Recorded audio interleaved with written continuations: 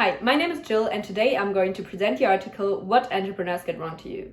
It was written by Vincent Onema, Marta Rivera, and Abdul Ali and published by the Harvard Business Review in May 2013. The thesis of the article is that startups can only succeed if they have good salesmanship. Therefore, communication should begin very early, and the consumers should tell about their expectations and needs so the company can really adapt to it and secure sales. Entrepreneurs make a lot of mistakes when it comes to developing a product, salesmanship, and also gathering feedback. First of all, they start late. Many entrepreneurs do not even gather feedback at all in the development phase and therefore cannot adapt to the client's needs. Entrepreneurs who do listen to their customers often fail to listen. They try to only convince with the benefits of the product instead of really listening to the consumer's concerns, and their passion and ego about their innovation and product leads them to negative reaction towards the criticism, which is really difficult because feedback is the most important thing. You should always reshape the idea and meet the customer's expectations. According to the Lean Startup theory, validating is one of the most important concepts when it comes to developing a product. Another problem is offering discounts. Many entrepreneurs are pressured to make early sales, and so they want to do discounts so the customers really buy the product. But this leads to a paralysis of long-term pricing power, so an unsustainable situation for the company. It would be better to use an alternative sweetener, as for example free delivery.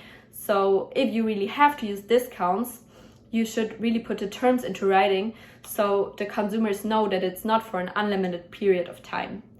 Another mistake is to sell to family and friends. Family and friends often buy out of love, pity, or even obligation, and not out of a real need or interest into the product. So it leads to a false validation, and the entrepreneurs think that they really want to buy the product. And so overall, you should really seek strategic buyers instead of family and friends, for example, because beta tests and referrals proved long-term success, so it is very important to choose your first customers wisely. Along with the mistakes, there are also a lot of hurdles when launching a startup.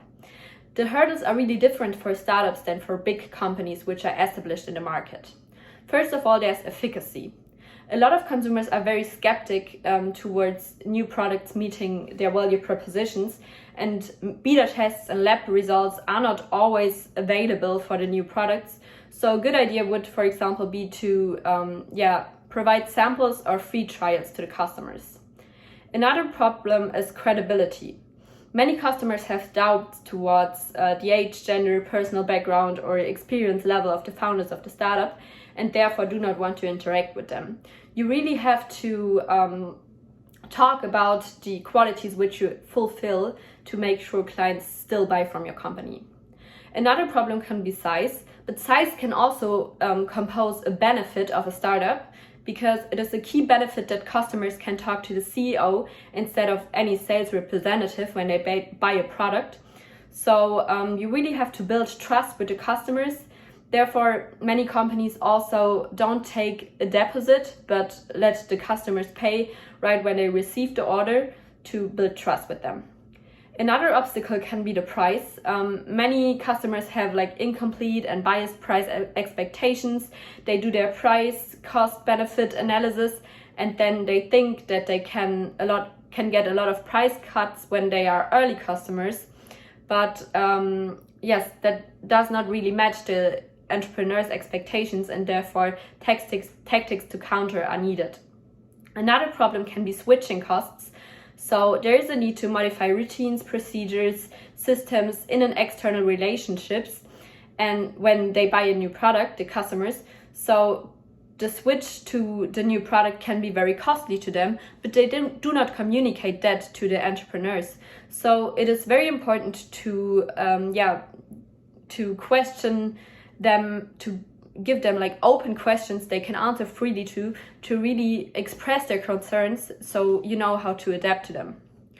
So to deal with all those mistakes and also hurdles of startups, it is important to have a right sales framework which helps you to overcome the obstacles. So the old sales framework models often only focus on making sales and do not really focus on the information during the sales process. But this information is really critical to the design of the product itself. Therefore, the entrepreneur-friendly sales model was innovated, and this one is based on communication with potential customers, which starts with the initial idea. So right after the product idea is there, you should start to communicate with the customers and gather feedback. The goal is to obtain market intelligence in terms of product design, promotion, distribution, price, and pricing strategies. And after you did the interviews with your clients and potential customers, you should question if the idea is powerful and has a wide appeal. Based on that question, you can decide if you maybe drop the idea, if you continue prototyping, or if you maybe the idea also already fits the market. That's also possible, but it's very important to also think about dropping. So overall, the involvement of the consumers is increased, and therefore also the chance of sales is increased, because it is easier to win people over to an idea if they are really involved in its creation. And it is also more easy to have appointments with the consumers, because they prefer giving advice than to only listen to a sales pitch. So overall, you can say that it is very important to involve your consumers in the product development phase to adapt to their expectations and needs. And if you do not involve them at all, it is very likely that your startup is going to fail. So a startup success really depends on salesmanship.